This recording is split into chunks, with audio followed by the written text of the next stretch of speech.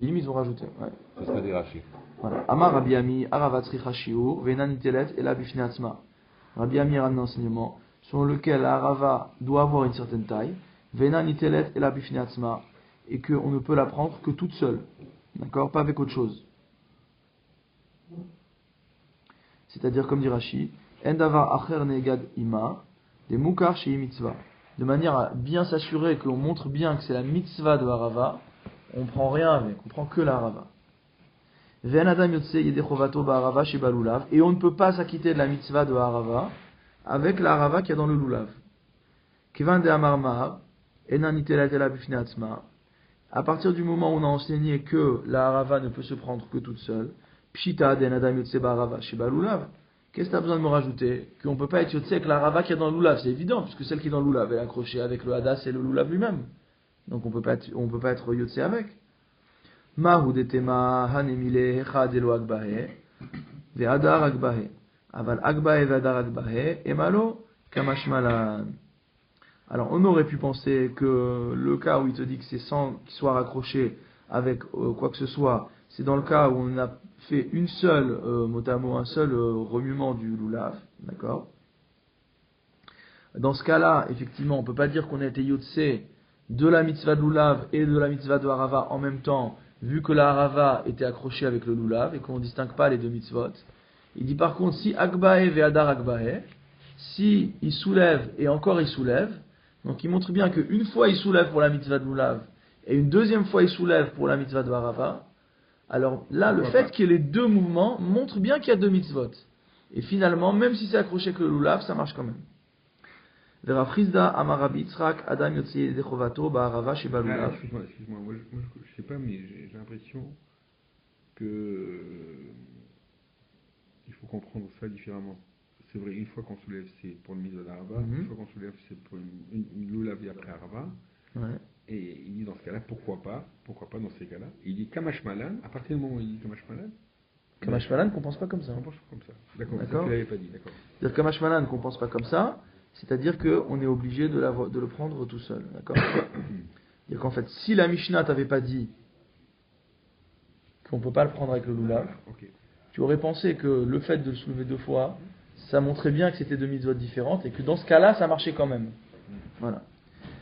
Rav Chizda Amar Rabbi Yitzhak, Rav Chizda enseignant de Rabbi Yitzhak, Adam Yodze Yedechovato Ba'arava Shibalulav. Lui, il pense que on peut s'acquitter de la mitzvah de lulav, de harava, pardon, avec la harava du lulav.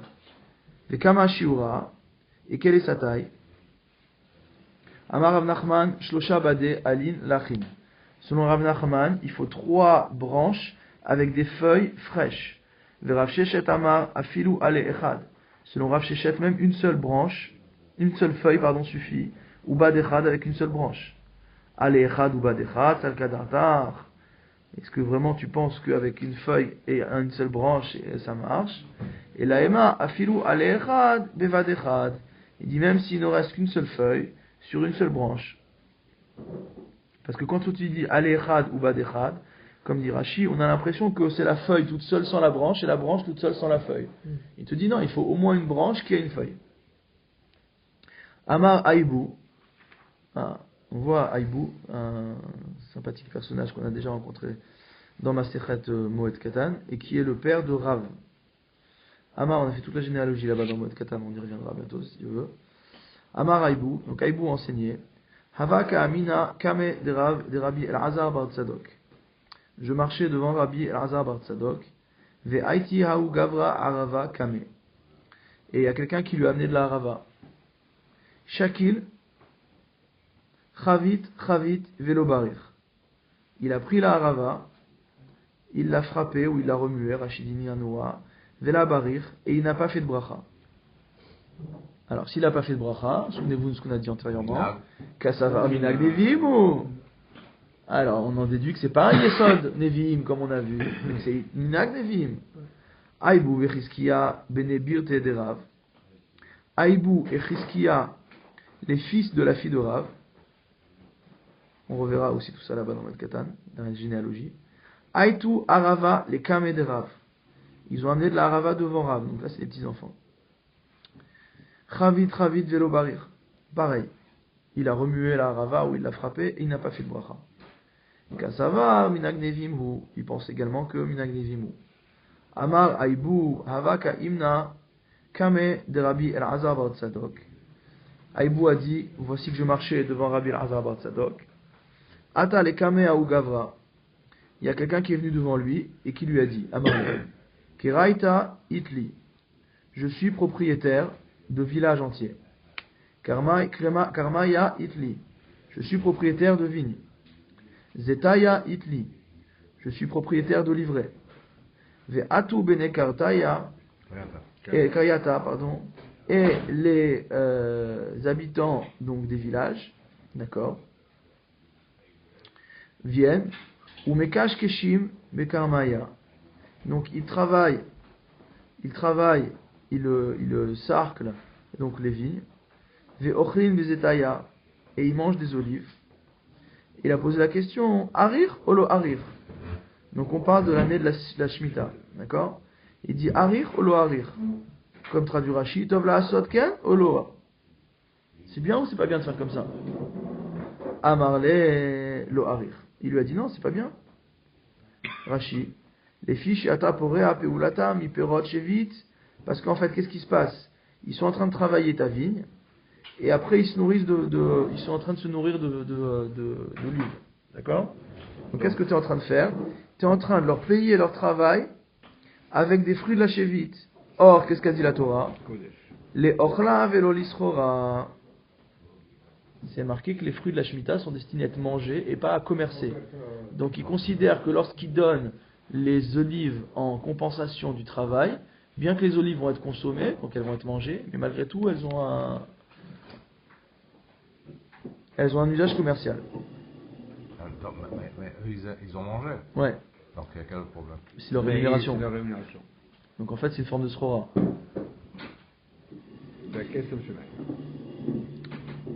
Hava kashavikle ve azil. Donc il l'a quitté. Amar kedu haviti daire be ahada arba'in shnin. Il dit quand j'ai vécu à l'époque où j'ai vécu dans ce pays-là, arba'im shnin 40 ans. Velo chamiti bar inash me alech be achan de taknan kaden. D'accord? Et je n'ai pas vu qui que ce soit, comme Rashi, chez Me'aler Bederech Yachar ki Adamze, qui se comporte aussi bien que cet homme-là. Ve'ati ve'amarle, et il est revenu, il lui a dit, Maïm Ya'avad. Il dit, qu'est-ce qu'on peut faire? Comment il faut se comporter? Amarle Afker Zetaya Lechashuchia. Il dit, rends les olives Hefker devant les pauvres. D'accord? Veten pirtaya les kishkushe keramim, et donne des pièces à ceux qui ont fait ces petits travaux dans les vignes. D'accord? Donc au lieu de... Il a dit voilà, comment faire? Il dit ben voilà, comment faire? Au lieu de les nourrir directement avec les olives, tu laisses les olives aux pauvres et les autres tu les payes avec de l'argent. Alors la question elle revient, il dit les kishkushe mishari. Est-ce que vraiment on a le droit de faire ce travail de la vigne pendant la Shemitah? Vehatanya vashevit ishmetena untashta. Une braïta enseigne que le pasuk nous dit que cette année-là, il faut laisser reposer la terre et l'abandonner. Tishmetena, pourquoi il y a deux termes? Tishmetena milekashkesh. Tu dois la rendre abandonnée, c'est-à-dire que tu ne dois pas travailler la terre, d'accord? Untashta milesakel. Et c'est quoi l'abandonner? C'est-à-dire que tu n'as même pas le droit de l'épierrer, d'accord? Donc kishkush, c'est une sorte de travailler avec une charrue, entre guillemets, avec de tourner la terre, etc. Et les sakels, c'est enlever les pierres.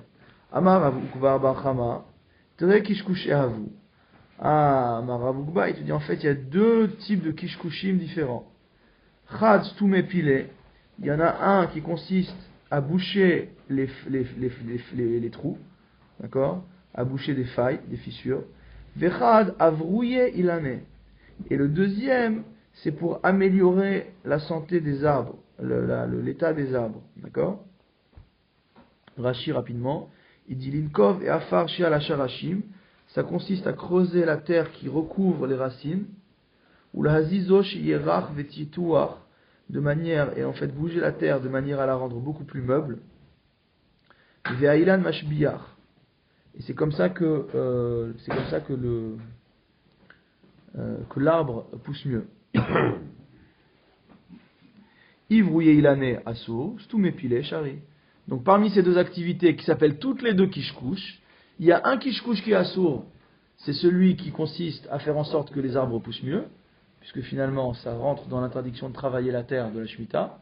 Par contre, le fait de boucher des trous, de combler des fissures, donc ça c'est permis. Amar Aïbou Mishum Rabbi El-Azar Bar Tzadok. Donc Aïbou a enseigné au Rabbi El-Azar Bar Tzadok. Al Yalech Adam Be'arve Shabbatot Yoter Mishosha Parsaot. Donc du fait qu'on a enseigné ces enseignements au nom de cet auteur-là, on va enseigner d'autres enseignements qui n'ont aucun rapport a priori. Donc on a le droit de marcher la veille de Shabbat plus que Shosha Parsaot. Lo Yalech, pardon, on n'a pas le droit d'aller. Ok. Une parazange. Et là, Yishbot lo be'od yom gadol, ça veut dire qu'il doit s'arrêter pour le Shabbat, alors qu'il fait encore grand jour. V'yachilo seudat Shabbat. On ne doit pas être en voyage, on ne doit pas être dans des voyages, des voyages importants avec des Shabbat. Amar Rav Kahana lo amaran ela lebete. Ah, il dit ça, on ne parle que du cas de la personne qui rentre chez lui. Ava leushpize amai. Il dit, mais si on est en train d'aller à son auberge, pourquoi ce serait interdit? Ça doit être le contraire. Non, alors regarde Rashi ce qu'il dit, les bêtés. Chez Olech les Beto, c'est un peu choquant pour nous, mais regardez ce qu'il dit Rashi. Il dit chez Olech les Beto, il s'agit d'une personne qui rentre chez lui. Et eux ils savent pas qu'il va rentrer pour Shabbat. Donc ils vont pas préparer à manger pour lui. Et donc il va s'énerver avec eux. Donc il vaut mieux qu'il reste là où il est pour Shabbat, plutôt que rentrer à la dernière minute, qu'on n'a pas préparé à manger pour lui, et que ça cause de la colère. Ouais, mais pas de problème, tu vas voir. Par contre, si tu vas aller où je pisais, si tu vas à l'auberge, les auberges c'est fait pour ça, c'est fait pour accueillir les gens qui arrivent. Alors, ok. Amar Rav Kahana, alo amaran ela levete, avale où je pisais, amai denakit samir. Amay denakit samir et nos sommaires al bene abayit. Donc dans ce cas-là, il ne s'appuie pas sur la maisonnée.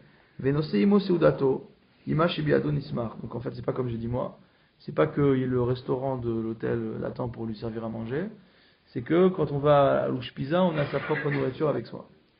Veika de amre amar Rav Kahana, il y a une autre version au nom de Rav Kahana toujours. Lo nitzrecha ela afilu libete. Que c'est enseigné également, même pour sa maison, d'accord? Rashi, afilu le beto, dema shemotse imeat imrav shelo hu. Quand il arrive à la maison, qu'il y en ait un petit peu ou qu'il y en ait beaucoup, ça lui appartient. Enfin, le pichen lo yaler. Donc il n'y aurait pas de problème pour partager avec les autres. Donc c'est dans l'autre sens. Donc chez lui, même s'il arrive à la dernière minute, c'est chez lui. Par contre, s'il arrive à la dernière minute à l'Ushpiza, à l'hôtel, il n'est pas attendu, et donc on n'a pas prévu pour lui. Donc quelle est la règle? Hein? Donc quelle est la règle? En général, on va d'après la deuxième Mishnah, et c'est ce qu'on voit d'ailleurs, il y a le Yod de la Halacha sur le Ika de Amré. Donc il y a deux Lishnayot, quand deux Lishnayot en général, c'est la Halacha et comme la Lishna Batra. Amar Rav Kahana, Bididi hava uvda. Rav Kahana il dit moi-même j'ai vécu la chose. Va filuka asa de arsena lo ishkache. Et j'ai même pas trouvé des petits poissons frits à manger. D'accord? Donc seuda mouetet, un petit repas de rien, dagim ktanim et tuganim bekemach beshuman shelaem. Donc il est arrivé à l'Ushpiza, il a rien du tout trouvé à manger. Alors, on va s'arrêter là, on est aux deux points. La Mishnah. Hein? Non. Mitzvot là. On reprend l'étude de la Mishnah sur Mitzvat Lulav Ketzat, sur comment on peut pas accomplit aller ça. jusqu'à la fin là. On peut. Alors Mitzvat Lulav Ketzat, donc la Mishnah avait dit comment on accomplit la Mitzvat Lulav. Tane Tana Kame de Rav Nachman. Il y a un répétiteur de Braitot qui est venu dire devant Rav Nachman, Sodrin Algag Aisteba, que on installait donc les Lulavim sur le toit de la Isteba. Amarle, Vechi, Laibeshan, Liabeshan ou Tsarir. Il a dit, est-ce qu'on a besoin de les faire sécher? D'accord. Ve'are hayavesh pasoul. Puisqu'on a vu que les loulavim, qui étaient secs, ils étaient impropres. Donc pourquoi tu veux mettre les loulavim sur le toit de la Hitzteba? On est au mois de Tishri en Eretz Israël, ça tape le soleil. Et la Ema al-Gav Hitzteba. Il dit non, il dit sur la Hitzteba. C'est sur la Hitzteba, mais pas sur le toit. Amar Rechava, Amar Rav Yehuda, Harabait, Steve Kaful Haya, Steve Lifnim Mistiv. Alors, en train de nous dire que la structure du Harabait, c'était un Steve Kaful. C'est quoi Steve Kaful, Rashi?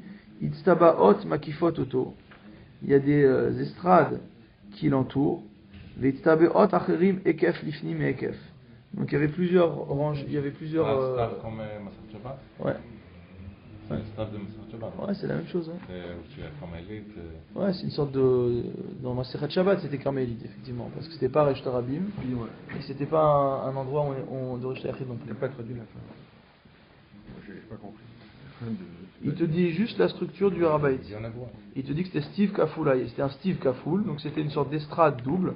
Qu'est-ce qui veut dire estrade double?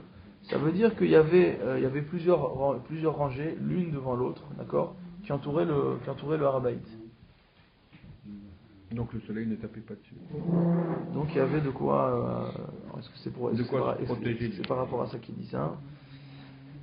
Et donc il ne pouvait pas devenir sec. Ah